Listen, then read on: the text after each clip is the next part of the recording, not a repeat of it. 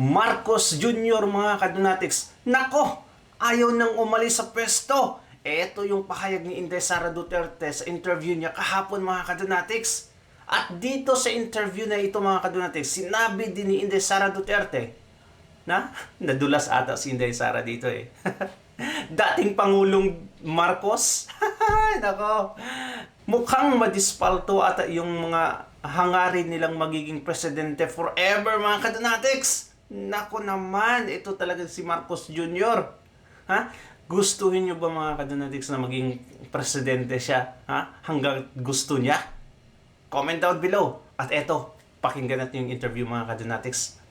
Ma'am, si Palace Officer Claire Tasso ay nag-react din po dun sa mga naging pahayag niyo po kahapon. May sinabi po siya na puro salita, puro bintang, walang ebidensya, walang kwenta. At sinabi rin po ni Yusek Castro na ang Marcos administration daw po ay nililinis daw po yung mga naiwanan daw po na mga corruption po ng dating administration, which is your father po ni PRRD. Well, unang-una, wala naman akong binintang sa kanila. So, hindi ko alam kung ano yung sinasabi niya na puro bintang na walang ebidensya. At pangalawa, rightly so, no? Hindi lang dapat sa administrasyon ni Pangulong Duterte. Kung meron pa sa administrasyon ni Pangulong Aquino, ni Pangulong Arroyo, lahat. Kasama na rin yung iskandalo sa korupsyon sa administrasyon ni Pangulong Marcos. So wag silang selective. Wag silang Duterte ng Duterte lang. Kasi kung totoong korupsyon ang pinag-uusapan natin, hindi naman kahapon lang ang korupsyon eh. Ngayon lang siya lumaki ng ganito kagrabe na nasira yung ating bansa. Pero yung korupsyon, matagal na nareklamo yan ng bayan. Totoo talaga mga kadonatics, kung if they are for corruption talaga, gustong linisin yung bansa, ay bakit selective talaga, di ba? Bakit Duterte lang yung pinapapa-imbestigahan nila mga kadonatics? Dapat kasi mga kadonatics, para sa akin lang hindi na sila nandadamay ng previous administration or any administrations mga kadonatics, kasi itong skandalo na to, lumabas din naman sa kanila, dito naman sa administrasyong ito. At saka, yung budget from 2022 to 2025 mga kadonatics, doon yun ang pinakamalupit na budget sa kasaysayan ng Pilipinas. Sa investigasyon nila, dinadamay pa yung mga Duterte, ay talagang political manipulation ang ginagawa nila mga kadonatics. Di ba? Obvious na talaga. Kaya, nako, hindi magwawagi yung kasamaan. Trust me, hindi magwawagi. Iniisa-isa na nga sila ngayon mga kadonatics. Nawala ni Zaldico, nawala ni si Tambaluslos. Sino pa mawawala mga kadonatics? Si Toreng. Iniisa-isa na lahat ng tumaligsa sa mga Duterte. Kaya let's watch and enjoy mga kadonatics the unfolding events in the future. Ma'am, yung nare-reactan po ni Yusek Castro din sa parang puro salita at pambibintang is yung sinabi niyo po kahapon na the Marcos seeks to remain in power. Oo, yes. Hindi pagbibintang yan. May ebidensya yan. Unang-una, yung kanilang failed na People's Initiative. Yes. Yung failed na People's Initiative nila. Tama. Sa pagpapa-amenda ng saligang batas. Pangalawa, yung itong Congress na ito, pag upo nila ay sinabi kaagad na priority nila ang charter change, no? At doon sa pag-uusap namin ni dating Pangulo, dating Pangulo na siya, ni BP. Eto mga kadonatics, mukhang hindi na nire-recognize ni Inday Sara Duterte itong si BBM na Pangulo. Kasi wala naman talaga siyang nagawa mga kadonatics, kundi panggulo. BBM. Doon sa pag-uusap namin ni BBM at ni Senator Amy Marcos noong October, na bago siya umalis ng October last year po ito. Hindi. 2 years ago. Bago siya umalis papuntang Amerika, nagkausap kaming tatlo. Doon sinabi ni BBM na alam niya ang galawan ng charter change. So hindi yan walang ebidensya. Nasa papel yan, yung PI na ang laki ng gastos ng gobyerno. Charter change yon. Yung statements ng House of Representatives pag upo nitong 20th Congress na charter change ang prioridad, nasa papel yon. Actually mga kadonatics, ang gusto talagang gawin ni Tambaloslos kasi siya yung namuno that time mga kadonatics sa People's Initiative ay magiging Prime Minister si Bongbong Marcos at Presidente itong si Tambaloslos. Yan talaga yung gusto nila mga kadonatics. Pero failed, nabisto, na-expose. Bakit? Kinwestiyon yung papers na ipinadala nila sa mga tao mga kadonatics na pumirma sila tapos hindi nila alam kung ano yung pinirma nila. Grabe. Ma'am, was it in 2023, ma'am? Or Yes, 2023 siya umalis. Papuntang US na nasa Department of Education pa ako. Nung unang lumabas yung impeachment, October 2023, unang nagsalita ang Makabayan sa impeachment ko. Kinumpronta ko siya at yung discussion na yon umabot sa charter change. Hindi ko alam kung bakit umabot doon, hindi ko na maalala, pero nandun si Senator Amy Marcos. Tatlo kami nag-usap. At nagsagutan na sila sa charter change. Pero ang pinunta ko doon is, tinatanong ko siya, bakit mo pinapabayaan na gumalaw ang House of Representatives ng impeachment na wala naman akong ginagawa? pero ma'am, ano raw po ba yung end goal ng charter change? Why are they pushing that dun sa iyong discussion? Ang cover story nila is economic provisions, 'di ba? At ang sinasabi naman natin, ang dami namang batas na ang kailangan lang ay implementasyon, hindi kailangan diba? ng pag-amenda ng constitution. Yan yung cover story nila, charter change. Pero ang totoo niyan, term extension yan. Ma'am, can you recall the answer to Nako! that time when you asked him na bakit mo hinahayaan na wala ka namang ginagawa? Nag-deny ata siya at the time. No. Ang sinabi niya, hindi siya nag-deny. Ang sinabi niya, that will not happen. Parang ganyan yung sagot niya. Check with Senator Amy Marcos, kung tama yung memory ko. Nasa na lang. Same promise that he gave you pagdating sa arrest ni PRRD, ma'am, di ba? That they will not support. Yung sa arrest ni PRD is not about But he gave request ko sa kanya. Ang sinasabi ko doon is yung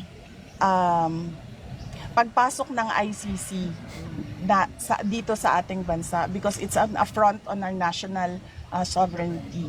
And I questioned that on paper and he answered on paper as well na hindi pa papasukin ang ICC. And I think lumabas na yung papel na yun kasi parang nilift siya sa isang group chat ng mga lawyers.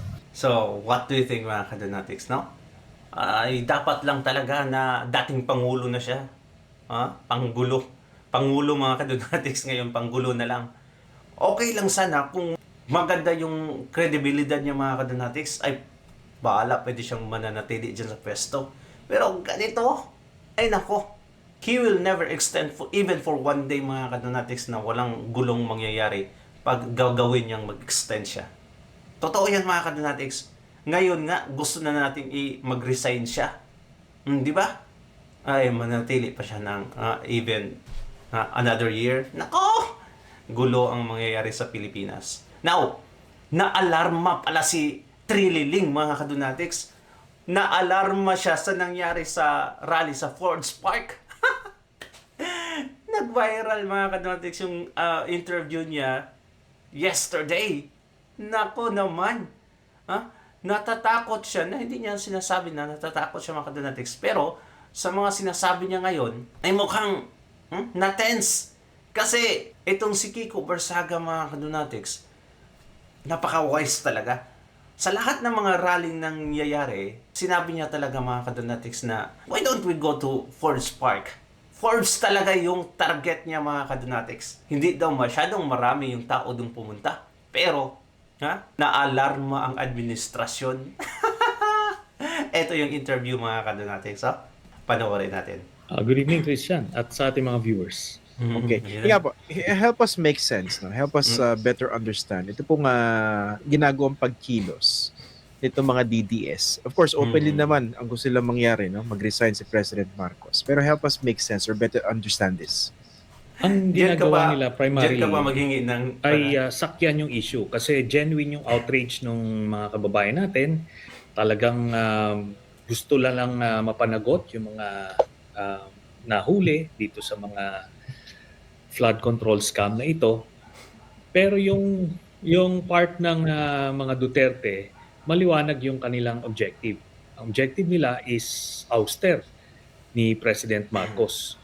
At ang ginagawa nila, nakita mo pagka inoobserbahan mo yung messaging, yung civil society and church na mga kilos protesta ay walang panawagan ng resignation or ouster. Ang panawagan nila ay mapanagot yung mga nagkasala.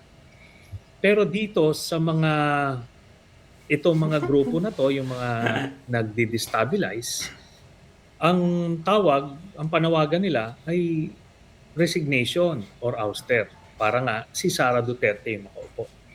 At Alam niyo ba idagdag mga ko lang- kadonatics? Wait lang Kakampwat kasi itong si Trililing mga kadonatics. Ang nangyayari ngayon, ayaw nila si BBM, ayaw din nila yung mga Duterte. Nako, gustong-gusto nila na i-oust na si BBM. Pero wala silang choice mga kadonatics. They are daw in the middle, being squeezed. Kasi ayaw nila si BBM. Tapos ngayon mga kadonatics, ayaw din nila si Inday Sara Duterte. Wala silang magawa. Ay eto, putak na lang talaga. Mas na-outweigh nila kasi mga kadonatics ang galit nila sa mga Duterte. Kasi alam naman natin kung gaano ka-sincere si Tatay Digong during his time. Ang dami niyang nasagasaan ng mga traidor, NPA, mga drug lords, mga kadonatics. At itong rebuilding pag-iisip kagaya ni Trililing.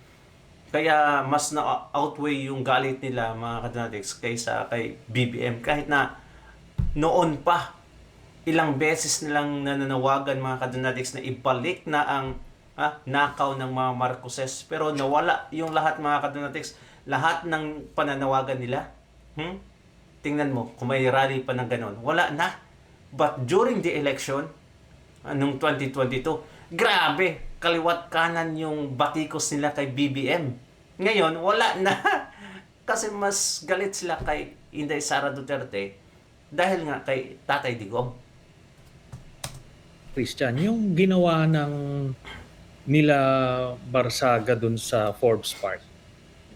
Alam mo nyo, minsan tinitignan kasi on the basis of the number of people na umattend ng rally. So, o nga naman, hindi karamihan yung umattend doon. Pero alam mo na cost nila doon. Bukod doon sa perwisyo ng traffic doon sa area na yun.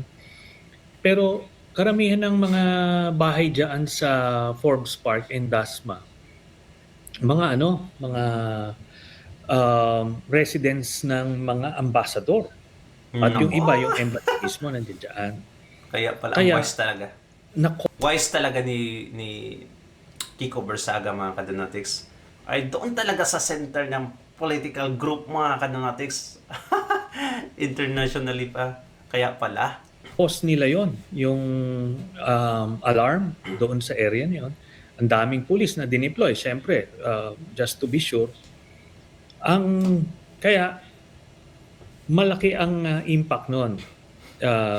Syempre, sa international community, gagawin ng mga embassies yung write-up na yun na practically sa doorstep nila, ginagawa yung kilos protesta kahit na maliit.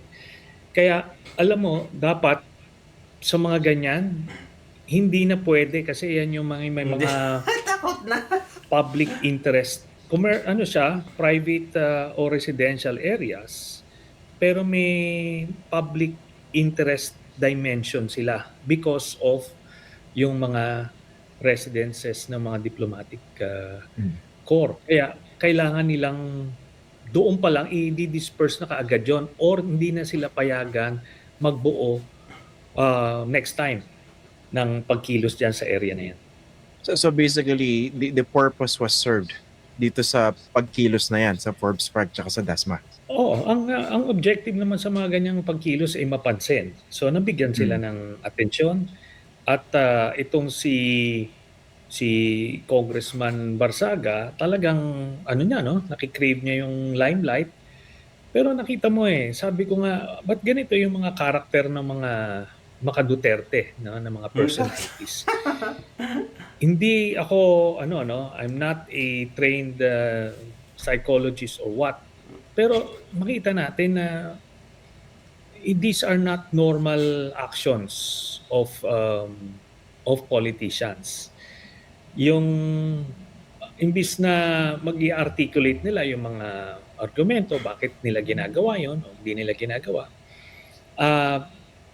Biri mo ang sagot mo sa reporter meow. Problema tayo dun di ba? Pero Ay, suya. Trillanes mga kadonatics na even for mayor, hindi na nga mananalo tong kumag na to. Kaya eto mga kadonatics, mas napansin pa si Kiko Barsaga ngayon kaysa sa mga ganitong kumag na politicians. Di ba mga kadonatics? Nawala na yung amats ni Trillanes ngayon kasi may katapat na sila. Itong dalawang kakampo ito, tingnan nyo ang mukha nila mga kadonatics. So sad, no, di ba? Hindi nila alam kung saan pumwesto ngayon. these are the kinds of people na nakakultivate nung kampo ni Duterte. Sadly, talagang may mga tama sa utak. Anong mas Why don't you diagnose yourself, Trililing? Alam naman natin na tahol ng tahol ka kahit walang tinatahulan mga kadonatics. Ewan ko ba dapat ipapartner to kay Claire Castro, ang attack dog ng Palasyo mga kadonatics. Ano kaya ang mangyayari? sa inyo, Senator, no? Ito ba si Kiko Barsaga, mukhang siya yung ginagawang rallying point ng mga Duterte? Mukha bang yung mga Duterte clearly nasa likod nito si Barsaga? Or mukha ito bang lone wolf na nagpapapansin at sumasakay din dito sa issues ng mga DDS? Anong pagtingin Alam mo, niyo? sa desperation ng mga Duterte camp, makahanap ng mga high-profile personalities na kumakatawan ng kanilang Haka-haka na lang talaga itong si Trililing para may masabi lang. mensahe. Kahit ganito, pinapatulan na nila, sinasakyan nila. Kasi wala nang iba Ito naman sila pulong, wala naman, di ba? Nakita mo, sa kanila, basta't sarap buhay sila hindi nila magawang sumama sa mga ganyang pagkilos. Yan yung problema ng Duterte camp. Wala na silang ibang Kumbaga, sabihin mo ng latak na yung mga nahagip nila. Kaya papatulan nila, i-elevate nila yan. At nakita ko yan nung campaign. Yung nakikipagsagutan sa tatay niya. I don't know if you remember that in one of the rallies noon. Sabi ko, parang kasi nagmumurahan sila nung tatay niya sa stage. No? Talaga? Oh, Sa Cavite? Oo. Sa Cavite. Gawa na naman ng istorya nitong kumag na itong mga kadonatics. Tingnan mo naman. Desperado sirain ng mga Duterte. Doon pala mga red flags Kaya nga there's something wrong with how some people vote Kasi 'di ba pagka representative of the people, talagang dapat kumakatawan sila ng mga hinaing ninyo, yung mga aspirations ninyo sa inyong lugar. Tapos yan na yun. Yan na yung the best ninyo sasabak nyo sa national stage. Nakakahiya. Okay. So clearly, itong mga DDS sumasakay dito sa issue ng flood control corruption. Yung issue itself is very, it's very legitimate, definitely, to say the least. And clearly sumasakay sila. Pero sa tingin nyo, ano yung mga dapat bantayan ng administrasyon dito? In particular ni President Marcos. Kasi I suppose hindi pwede i-downplay ito ng basta-basta, di ba? Hindi pwede i-disregard. Dahil nandun yung continuous destabilization effort. Ano yung mga dapat bantayan? Ang dapat bantayan, Una-una, from the security sector, titignan kung may mga recruitment bang nangyayari, either sa mid-level officers or junior officers, or yung mga top leadership. So, kailangan bantayan yon. Kasi yan yung component na that can really tip the scale, so to speak. Yung dito sa ang kailangan namang bantayan nung mga nag-oorganisa, kailangan hindi kayo mapapasukan ng mga ganitong klaseng panawagan, ganitong klaseng grupo kasi hindi hindi manunuance ito ng publiko pag kayong buong pagkilos ninyo napasukan kayo ng ganyan tapos ang panawagan ay ouster or resignation or biglang sumigaw ng pagmarcha sa Malacanang, yon kailangan kailangan na mabantayan yon. And tama ka, Christian, hindi ka pwede maging kumpiyansa, especially at this time, kasi politically charged yung environment, yung atmosphere. Kaya isang trigger lang dyan, pwede na yan mag-spill over. Okay. At yan. Okay. Here are the facts, no? Si President Marcos, siya nagbanggit nitong issue ng flood control. Sinabi niya, mahiya naman kayo dun sa kanyang State of the Nation address. Pero syempre, ang inaabangan dito, gaano kalapit maididikit kay President Marcos itong issue ng flood control. Dahil we're just trying to get a better sense kung gaano kalawak itong corruption na ito. And ang clearly nakadikit sa kanya, yung kanyang pinsan po, si former Speaker Ferdinand Martin Romualdez. Nag-resign, kanina humarap na sa ICI, pero do you consider him still as a big baggage politically? Duterte BBM. na naman siguro ito. Alam mo to ba, to be honest, Ano kaya? I think si Speaker Romualdez dito sa picture ng distab, he is already irrelevant. Kasi whether bitayin mo yan ngayon, yung bitayin mo as in kahit i-firing squad mo siya ngayon, hindi hihinto yan sila Kiko Barsaga. Sila sa Ano ba talaga? Ay talagang lumilis itong si Trillanes, mga kadonatics. Alam nyo na napaka-klaro ng tanong na about sa corruption, about sa being mastermind itong si Romualdez. Ay talagang bumalik sa mga Duterte. Nakakatuwa kasi wala na talaga siyang bukang bibig, mga kadonatics, kundi mga Duterte. Yan tuloy. Hindi kasi napansin yung request niya noon, mga kadonatics, ni Tata Digong na magiging vice president niya. Ayan. Ay, grabe yung attack niya. para Duterte, hindi sila hinto.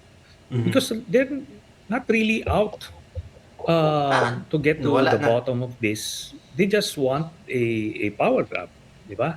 Question, nasa yung maliwanag question? yan. Hindi na sila titigil dito. Kaya Asan yung question? irrelevant whether bagahe o hindi, kung i-firing squad man o hindi. Ang grupo na yan, yung mga nagde-destabilize, ang habol is yung number one, si President Marcos. Kaya by hook or by crook, dadali nila doon. So for example, pagka i-clear siya ng ICI, ang sasabihin nila, ano yan? Kumbaga, winightwash nila investigation, nilinis nila. Regardless ito ng ebidensya. Pagka naman nanawagan ng dugo na we need the head of Speaker Romualdez. So, sige, pinagbigyan. Kunyari, binitay. Ang mangyayari nito, sasabihin nila, kita mo, kung guilty yung pinsan, hindi naman pwedeng hindi alam nung pinsan. Ganon pupunta yung argumento eh.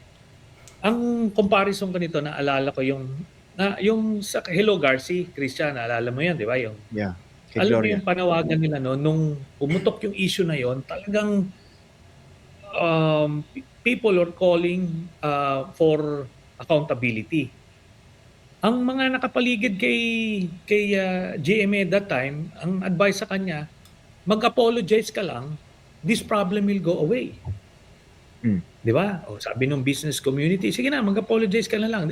Sige na, let's move forward. Di nag-apologize siya. Mm. Nung nag-apologize siya, anong next na panawagan? O kita mo na, nag-apologize, ibig sabihin totoo. O kailangan niya mag-resign. So hindi titigil. Ako noon, ando doon ako sa nananawagan mag-resign. No matter what she does, talagang ang pagkilos namin was to oust her. So ganun lang talaga 'yon. Pero wala, for context, wala rin kasing kwenta yung kanyang apology. No, kung naalala ng mga viewers natin.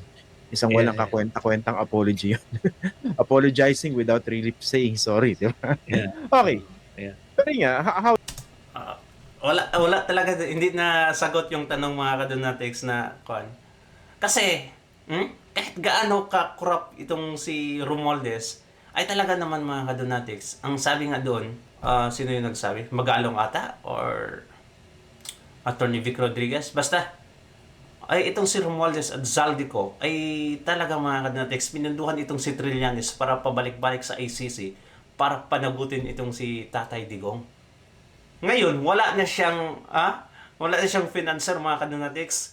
Kaya pala, kahit grabe na yung ebidensya, grabe na yung witnesses, ay talagang hindi niya ibiniblame si Romualdez mga kadonatics, kundi balik na naman siya sa Duterte, di ba?